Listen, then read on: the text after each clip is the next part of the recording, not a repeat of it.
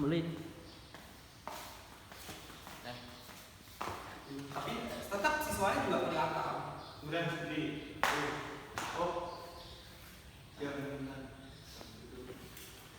Oke, selanjutnya yang dibutuhkan ada dua syarat pemenuhan air bersih, yaitu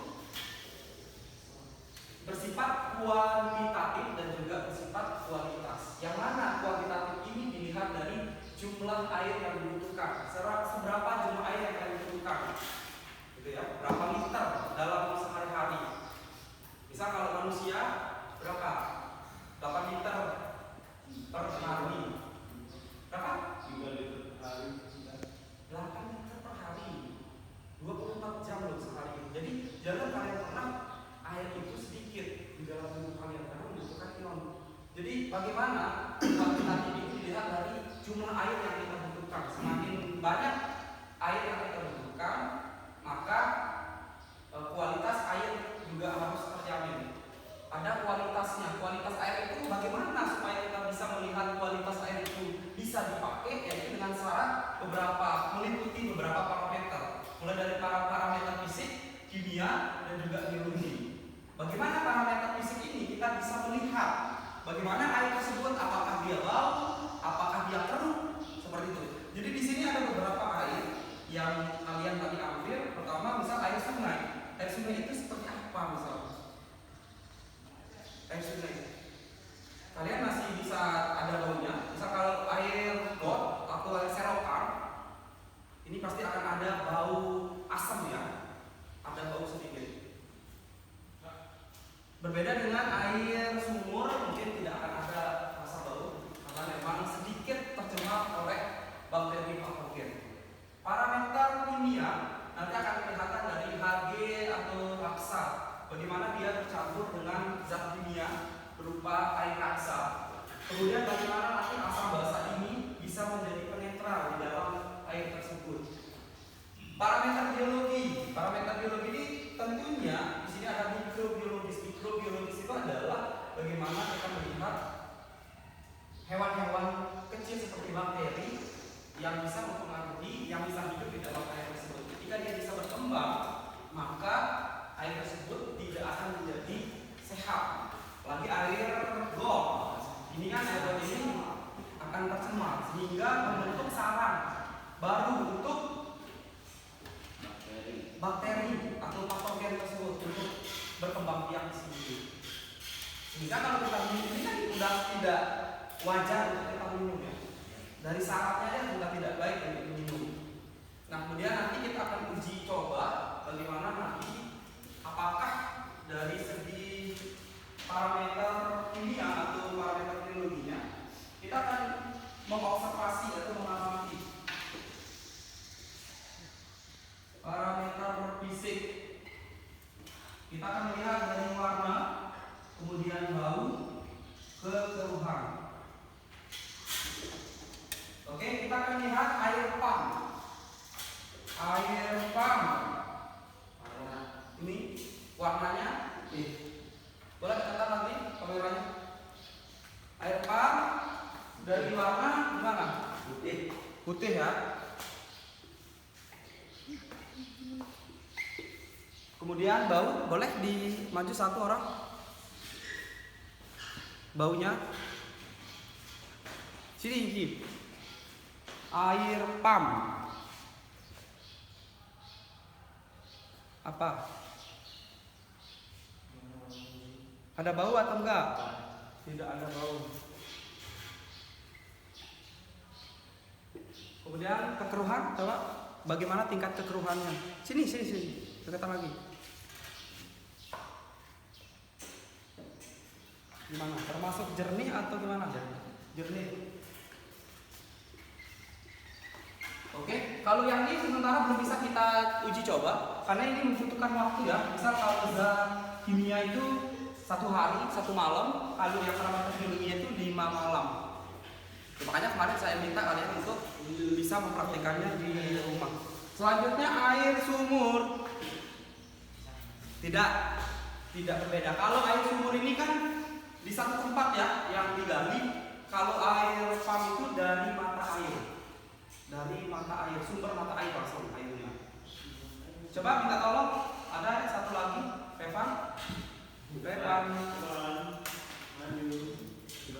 Ini air sumur ya. Coba diperhatikan. Ini air sumur yang tadi kita ambil di dekat. Ayo, coba gimana? Dari warna? Yuk, coba perhatikan dulu. Kalau putih sama jernih beda. Kalau putih itu udah warna putih dia ini. Gimana? Jernih? Kulit warna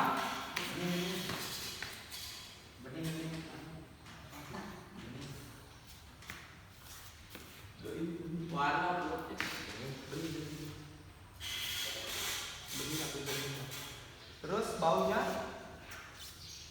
tidak ada. Oke, tidak ada bau. Kemudian kekeruhan, tingkat kekeruhannya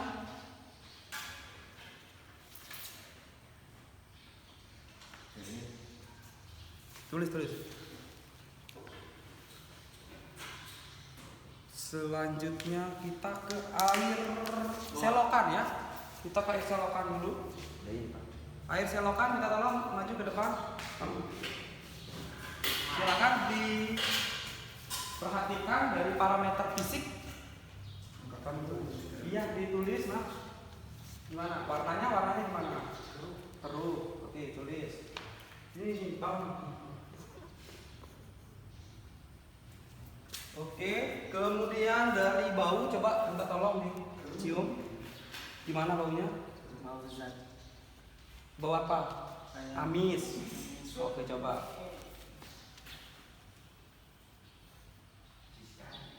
Tingkat kekeruhannya? Kekuningan. Tulis. Coklat kekuning-kuningan.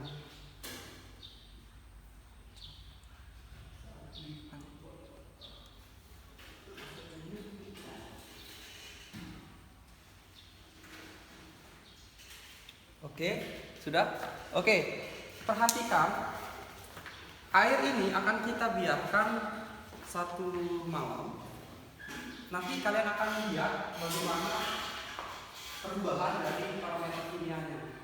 Kemarin sudah dicatatkan bentuknya akan seperti apa. Kemudian nanti ini dicampur. Menggunakan teh, air teh. Misal ini sumur. Air sungai 1 sendok teh aja sebenarnya. Pokoknya ada campurannya. Oke. Semua air kita akan campur. Masuk air ini ya.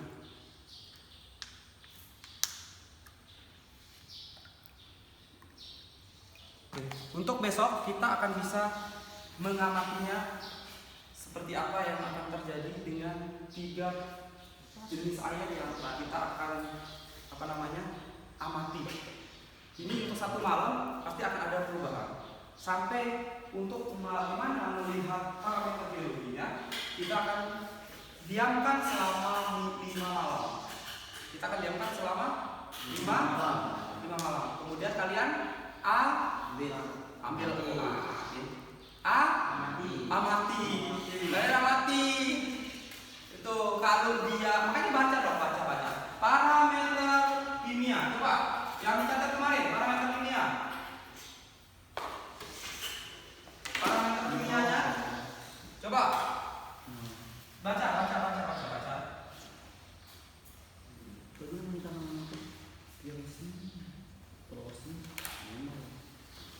Ayo.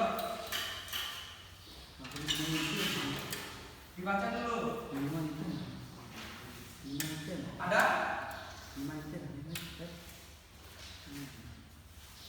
Kalian kemarin pas minta tapi enggak dicatat. Parameter biolog.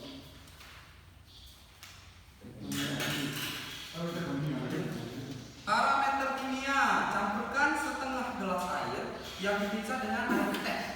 Yang diperiksa menurut air teh. Udah, selanjutnya didiamkan dalam keadaan terbuka hingga 1 malam. Berarti ini didiamkan hingga 1 malam. Oke, hingga satu, ini air sumur ya, hingga 1 malam. Periksalah apakah ada perubahan warna, lendir dan lapisan seperti minyak yang di permukaan. Itu yang diperhatikan, apakah ada minyak di permukaan, apakah ada lendir dan lain-lain. Oke? Ini untuk melihat parameter kimia. Selanjutnya, untuk catatan, semakin cepat perubahan yang terjadi pada air teh itu menunjukkan semakin tinggi kandungan kimia air tersebut. Jadi semakin tinggi kandungannya ya, kalau misal semakin cepat perubahannya. Jika semakin cepat perubahannya yang di air ini yang sudah dicampurkan dengan air teh, maka kandungan kimianya air tersebut berarti makin tinggi. Bila perubahannya lambat atau baru berubah setelah pengamatan 1 malam, berarti kandungan kimianya lebih sedikit. Berarti tinggal nanti kalian tulis kandungan kimianya lebih cepat dan ada perubahan, ada lendir dan lain-lain ya. Nah, tetapi tetap air itu tidak dapat dikonsumsi. Tetap aja tidak bisa dikonsumsi. Kalau misal ada perubahan, misal terjadinya adanya lendir di dalam air itu, dapat digunakan keperluan lain kecuali untuk dikonsumsi. Jadi misal air sungai, kalau misal air sungai itu makin banyak, masih bisa dipakai untuk misal air mencuci. Itu lebih dari 5 mg ya, masih bisa. Tapi kalau udah sedikit itu sudah nggak bisa dipakai. Oke, air yang mengandung tingkat kesadaran dan kandungan logam tinggi dapat terlihat bila air teh berubah menjadi hitam. Nah, berarti ini air tehnya sudah menjadi hitam, ungu atau biru. Bila air tetap berwarna seperti air teh, maka secara kimia kualitas air itu baik. Jadi kalau misal besok dia masih seperti air teh yang kemarin kita uji itu masih bersih, masih jernih, ya itu masih bisa dipakai. Itu termasuk air tidak tercemar dengan zat kimia. Tapi kalau udah hitam terus biru gitu, itu udah nggak baik. Nah, kemudian kalau yang parameter biologi itu air yang diuji dimasukkan ke dalam gelas kemudian ditutup. Besoknya ditutup ini. Air tersebut dibiarkan sampai 5 hari. Dibiarkan sampai 5 hari ya, 5 hari 5 malam. Setelah 5 hari, air diperiksa, airnya dicek, diamati. Apabila terdapat perubahan warna atau gumpalan warna, misal kayak putih, hitam atau hijau, maka air tersebut kurang baik secara biologis. Berarti di dalamnya sudah mengandung mikroorganisme atau bakteri berbahaya. Oke? Kalau sudah dia perubahannya misalnya ada hijau, ungu, biru, hitam, ya, berarti itu sudah ada mikroorganismenya. Gimana? Paham nggak kalian?